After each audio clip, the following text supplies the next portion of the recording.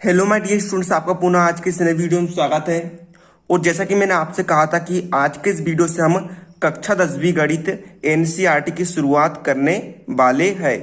तो आज से हम कक्षा 10वीं गणित एनसीईआरटी की शुरुआत करने वाले हैं, जिसमें मैं आपको सारे चैप्टर को कवर करवाऊंगा।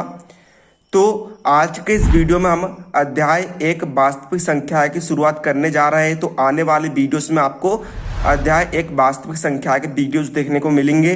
सारी मैं आपके लिए प्लेलिस्ट बना दूंगा, तो आपको नोट्स भी तैयार करते हुए चलना है और जो सवाल कराऊंगा मैं आपको उनकी भी प्रैक्टिस करते हुए चलना है। तो आज के इस वीडियो में हम अध्याय 1 वास्तविक संख्या का सबसे पहला टॉपिक लेने वाले हैं, यूक्लिड विभाजन प्रेमिका।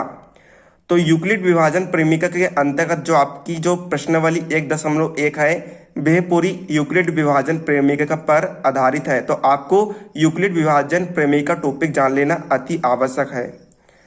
तो आज के इस वीडियो में हम यूक्लिड विभाजन प्रेमिका को समझने वाले हैं। चलिए अब हम वीडियो को बिना किसी देरी के शुरू करते हैं। तो देखिए, जो यूक्लिड विभाजन प्रेमिका है, इस प्रमेय को यूक्लिड नामक गणितज्ञ ने दिया था। तो आपने इसके पूर्ववर्ती कक्षा में एक पढ़ा है ना, आपने भाज्य विधि को पढ़ा है। भाज्य विधि क्या होती है? भाज्य विधि होती है भाज्य बराबर से भाजक गुणित भागफल धन शेषफल, है ना। ये क्या होती है? इसे हम कहते हैं भाज्य विधि, है ना। इसकी मदद से भाज्य किया जाता है। तो ये जो भाज्य विधि है, इसी में यूक्लिड विभाजन प्रेमिका समाहित होती है। तो देखिए, भाज्य किसे कहते हैं आपको समझना पड़ेगा। भाज्य किसे कहते हैं, भाजक किसे कहते हैं, भागफल किसे कहते हैं, शेषफल किसे कहते हैं। वैसे आपने तो आपको पता ही होगा, लेकिन देखिए, मान के चलिए आपको 505 में, मान के चलिए आपको 8 में 2 का भाग देना है ना। किसमें? 8 में 2 का भाग देना। तो देखिए, हम देते हैं 8 में 2 का भाग। तो हम 8 में 2 का भाग दे रहे हैं, तो 8 क्या है? 8 है आपका भाज्य, और 2 क्या होगा? आपका भाजक होगा। भाज्य का अर्थ होता है जिसमें भाग दे रहे हैं, और भाजक का अर्थ होता है जिससे भाग दे रहे हैं, है ना। तो देखिए, हम 2 में 8 का भाग देते हैं, तो 8 में 2 का भाग 4 बार जाता है। तो 2 चौक कितना हो जाता है? 8 हो जाता है। तो यहाँ पर कितना जाता है? 0 आता है। जो शून्य जो आपका बच्चा, जो शेष बचा है, हम उसे कहते हैं शेषफल कहते हैं। तो इतना आपको समझ में आ चुका होगा, उम्मीद है ना। भाज्य अर्थात जिसमें भाग दे रहे हैं, और भाजक अर्थात जिससे भाग दे रहे हैं। शेषफल अर्थात जो शेष बच जाता है। मान के चलिए, हम भाज्य को मानते हैं ए, भाजक को मानते हैं बी, भागफल को मानते हैं हम क्यू, और शेषफल को हम आर मान लेते हैं क्रमशः। तो देखिएगा, यूक्लिड विभाजन की एक शर्त है ना। तो यूक्लिड विभाजन का समीकरण क्या हो जाएगा आपका पास? यूक्लिड विभाजन का समीकरण हो जाएगा ए बराबर से B into Q plus R. ये आपका यूक्लिड विभाजन प्रेमिका का समीकरण आपका हो जाएगा। इसे आपको याद रखना है। उम्मीद आप सभी को समझ में आ गया होगा। अब देखिए, यूक्लिड विभाजन प्रेमिका में आर के मान की कुछ शर्तें होती है। तो देखिएगा, आर का जो आपका मान है, आर का मान 0 के मान के बराबर या फिर उससे बड़ा होना चाहिए, है ना। 0 के मान के बराबर या फिर उससे बड़ा होना चाहिए। और जैसा कि आप यहां पर देख सकते हैं, यहां पर भाज्य था आपका 8 और भाजक था आपका 2। तो जो भाजक का मान होता है, शेषफल के मान से बड़ा होता है। ये फिर हम इसे कह सकते हैं कि जो शेषफल का मान होता है, भाजक के मान से छोटा होता है। उस शेषफल को तो हमने क्या माने थे? आर माने थे। तो इसकी सेकंड शर्त होती है ना, ये तो उसकी पहली शर्त हो गई आर के मान की। अब आर के मान की दूसरी शर्त क्या होती है कि आर का मान भाजक के मान अर्थात बी, भाजक को हमने क्या माने थे, b माने थे।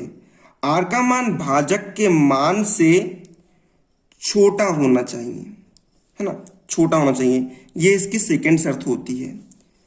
ये वाला जो चिन्ह होता है, ये वाला चिन्ह होता है बड़ा का चिन्ह होता है ना।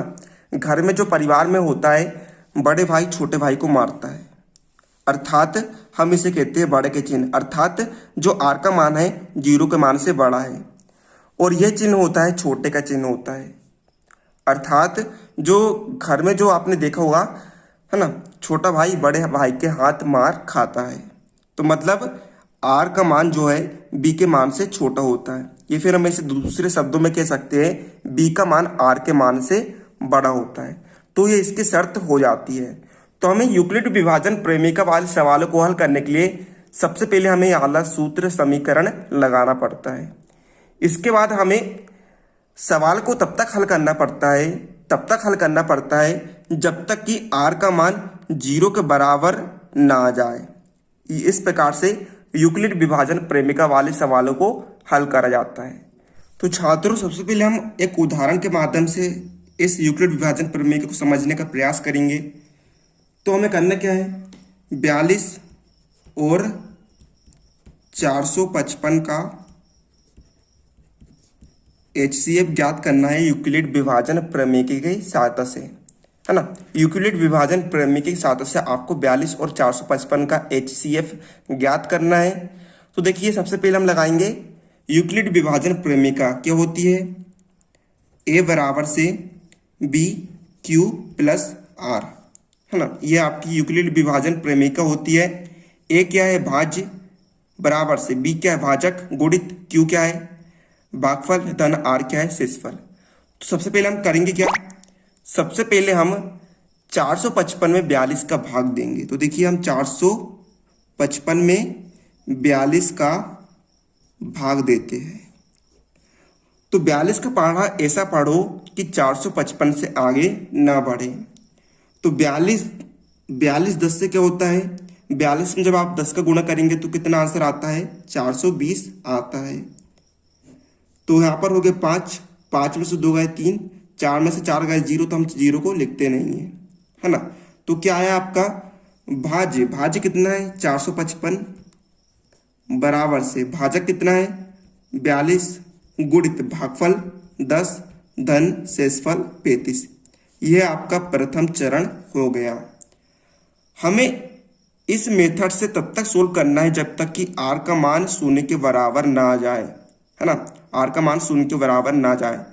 तो हम द्वितीय पद में करते क्या है, जो आपका शेषफल निकला है, जो आपका शेषफल निकला है, हम उसे मानते हैं भाजक, और जो आपका प्रथम पद में भाजक था हम उसे मान लेते हैं भाज्य।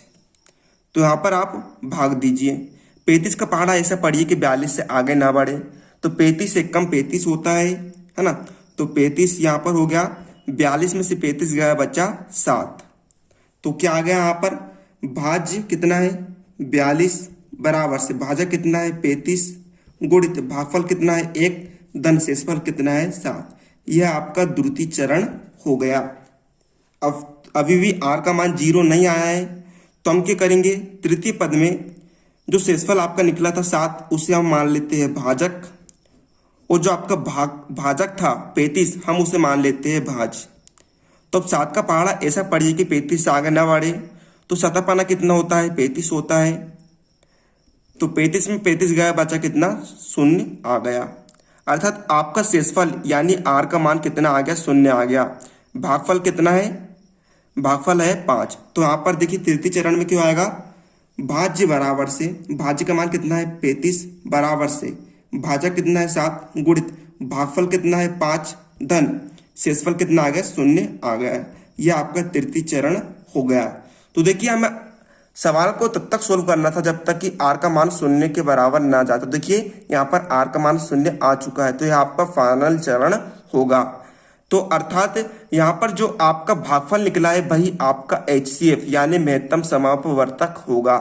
तो यहाँ पर हम उत्तर में लिख देंगे, अतः 42 और 455 का HCF कितना है 7 है।